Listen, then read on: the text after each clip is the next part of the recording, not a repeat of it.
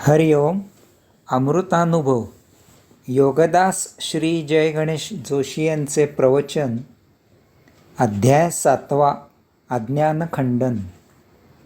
ओवी क्रमांक 154. तैसे दृश्य जिणता द्रष्टे, पडिले जैताचिये कुटे, तया नाव वावटे आपण पेया. अर्थात तसे द्रष्ट्याने दृश्य पाहून स्वतःत सामावून घेतल्याचा आरोप होतो. तथापि तेथे द्रष्टा दृश्य दर्शन या त्रिपुटीरहित शून्यावस्थेत स्वस्वरूपावस्था असते. तसे म्हणजे मागील ओवीत जे 2 दृष्टांत दिले आहेत त्यावरून आत्मपरब्रह्माचा एक विशेष माऊली या ओवीत सांगत आहेत. मागील दृष्टांतांचा अर्थ आत्मपरब्रह्माच्या दृष्टिकोनातून असा आहे. या ओवीत माऊली सांगतात, असा आरोप होतो की द्रष्टा दृश्य पाहतो आणि ते स्वतःत सामावून घेतो. उदाहरणार्थ, अमुक व्यक्ती मूर्त झाली आणि ती अनंतात विलीन झाली असे म्हटले जाते, किंवा एखादी वस्तू गोष्ट नष्ट झाली की ती अनंतात विराम झाली असे म्हटले जाते. तथापि हे सत्य नाही. मागील दृष्टांतात काय होते ते पहा. 1. भरती किंवा ओहोटी किंवा स्थिरता असे काहीही असो, समुद्रातील पाण्याचा साठा जितका असतो तितकाच सर्व वेळी स्थिर असतो.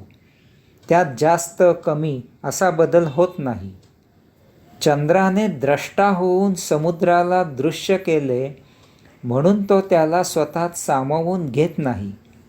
दोन्हीही ठिकाणी जशी जी परिस्थिती असते तशीच असते, फक्त त्यांच्या अभिव्यक्तीत फरक होतो. त्यामुळे येथे तात्पुरती स्थित्यंतरे घडतात. तथापि जेव्हा स्थिरता होते तेव्हा दोन्हीकडे त्यांची मूलभूत प्रशांत मौन स्वस्वरूपावस्था प्राप्त होते. 2. कासवाला जर धोका जाणवला तर ते आपले 4 पाय, शेपटी आणि मान असे आपले 6 अवयव आवरून घेते आणि स्वतःचे संरक्षण करते. तथापि धोका नष्ट झाला की ते आपले आवरून घेतलेले 6ही अवयव बाहेर काढते आणि पूर्ववत वावर करू लागते. येथे कासवाचे अवयव त्याने स्वतःत सामावून घेतलेले नव्हते, तर तात्पुरते संरक्षणासाठी आखडून घेतले होते. तेथे काही कालावधीकरता कासवाच्या अभिव्यक्तीत फरक होतो. यावरून आत्मपरब्रह्माचा विशेष जाणून घ्यायचा आहे. येथे जे काही निर्माण झालेले आहे त्यात आत्मपरब्रह्म कधीही जराही किंचितही कमी जास्त करत नाही. जे आहे ते सर्व येथेच आहे आणि कायमकरिता असते. काहीही नवीन तयार होत नाही आणि काहीही येथून नष्ट होत नाही. येथे स्थिरता नसल्यामुळे जे आहे त्यात सतत स्थित्यंतरे होत असतात. त्यात कोठेही भर नाही किंवा झीज नाही. एकामधून दुसऱ्यात रूपांतर होते. प्रवाह सतत वाहत आहे, त्यामधून अभिव्यक्तीत बदल होत जातो आणि आपल्याला असे वाटते की काहीतरी नवीन निर्माण झाले किंवा काहीतरी गमावले. भिन्न भिन्न वस्तूंच्या अभिव्यक्तीत फरक झाला की त्यांच्या एकमेकांवर रासायनिक प्रक्रिया होतात, गुणधर्म बदलतात, आकारविकार बदलतात, रूप पालटते, रंग वेगळा होतो, रस चव बदलते, उपयोग बदलतो, इत्यादी इत्यादी होत असते. हे असे होणे ही एक सतत होत असलेली प्रक्रिया आहे. यामुळे येथे जे जे बदल होतात त्यात आत्मपरब्रह्माचा प्रत्यक्ष काहीही सहभाग नसतो. तो फक्त ऊर्जा पुरवितो. तो या सर्वांची साक्षी राहून फक्त लीला अनुभवितो. तो या सर्वांपासून विरक्त आहे. आत्मपरब्रह्म द्रष्टा नाही, दृश्य नाही आणि दर्शनही नाही.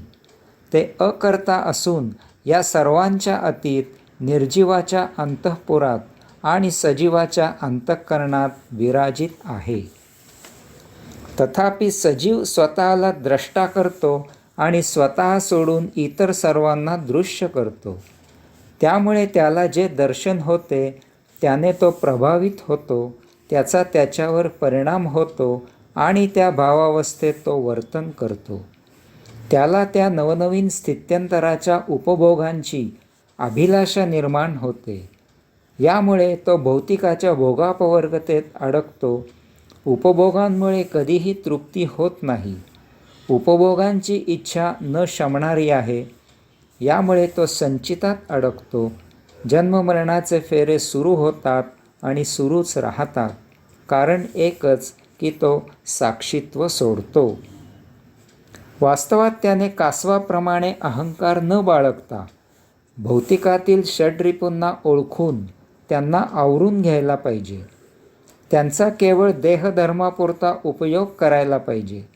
समुद्राप्रमाणे येथे भौतिक वस्तू जगतात जास्त कमी जे होत आहे ते होत आहे. याने आपले साक्षीत्व सोडू नये. मौन व्हावे, स्थिर राहावे, स्वस्वरूपी कैवल्यात समाधानात तृप्त असावे. ओवी क्रमांक 155. सहजे अवघेची आहे तरी कोणा कोण पाहे, ते न देखणेची आहे स्वरूप निद्रा. अर्थात आत्मपरब्रह्म एकमेव आहे आणि ते सहजावस्थेत आहे. मग कोण कोणाला पाहणार? ती पाहण्यासारखी नसून अनुभवावी अशी स्वरूप निद्रा आहे. माऊली म्हणतात की आत्मपरब्रह्म एकमेव आहे. येथे त्याच्याशिवाय अन्य काहीही नाही. येथे फक्त त्याची आणि फक्त त्याचीच सत्ता आहे. येथे जे काही भेदरूप दिसते ती सर्व त्याचीच भिन्न भिन्न अभिव्यक्ती आहे. चल, अचल, सजीव, निर्जीव, चराचर या सर्वांच्या मुळाशी गेल्यास तेथे फक्त तो आणि फक्त तोच दृश्य होतो. येथे दुजे असे काहीही नसल्यामुळे आत्मपरब्रह्म सहज प्राप्त होण्यासारखे आहे. कारण माऊली पुढे सांगतात की येथे कोणी कोणाला पाहायचे आहे? सर्व जर एकच आहे तर प्रत्येकाने इतरांना म्हणजे स्वतःलाच ओळखायचे आहे, पाहायचे आहे, जाणायचे आहे.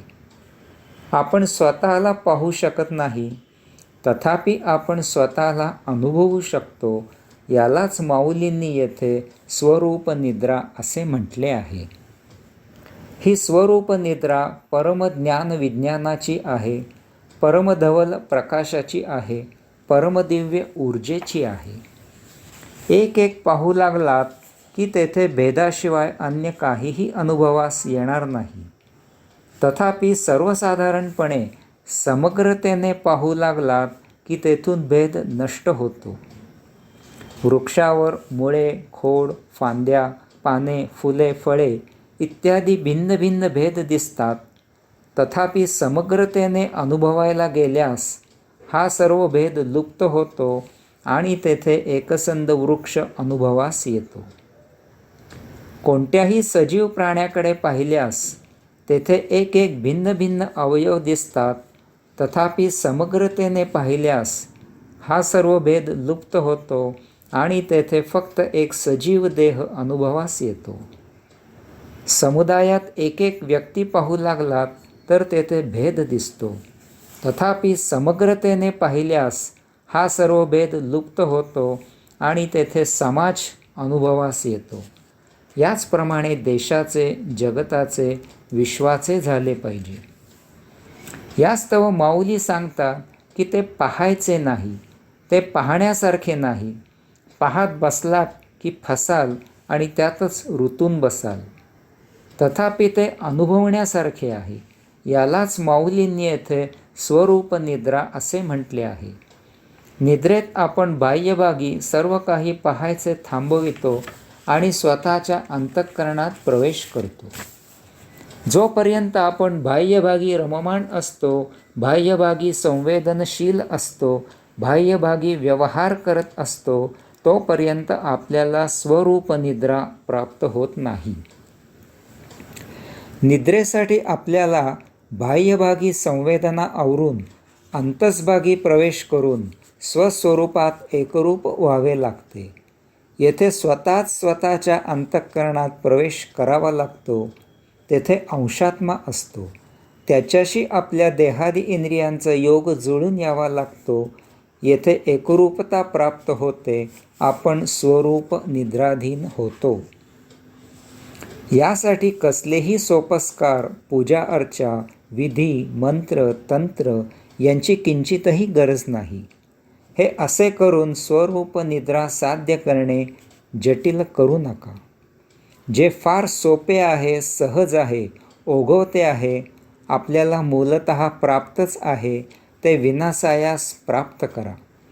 यास्तव नित्यनियमित दररोज जेव्हा जितके स्वतःशी बसता येईल तितके बसा. येथे स्वतःशी बसायचे आहे. यास्तव तेथे जड सूक्ष्म भौतिक आध्यात्मिक असे अन्य काहीही नको. कारण यापासून सुटका झाल्याशिवाय स्वरूप निद्रा साध्य होणार नाही. फक्त आपण स्वतः असणे पुरेसे आहे. त्यायोगे स्वस्वरूपाची अनुभूती घ्यावी. हरिओम.